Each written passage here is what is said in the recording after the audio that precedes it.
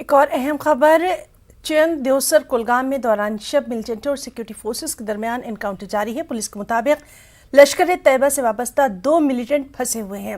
وقفے سے گولیوں کا تبادلہ ہو رہا ہے۔ سیکیورٹی فورسز نے پورے علاقے کو اپنی تحویل میں لے لیا ہے۔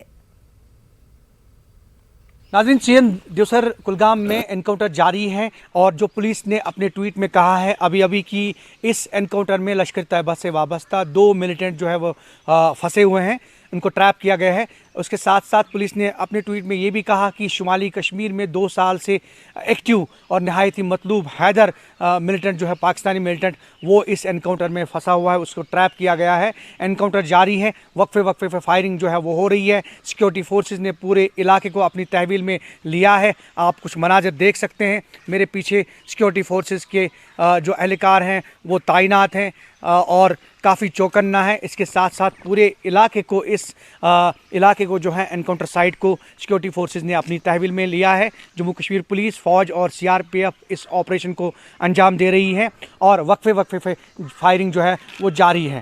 ظہور رضوی، نیوز 18 نیٹ ورک،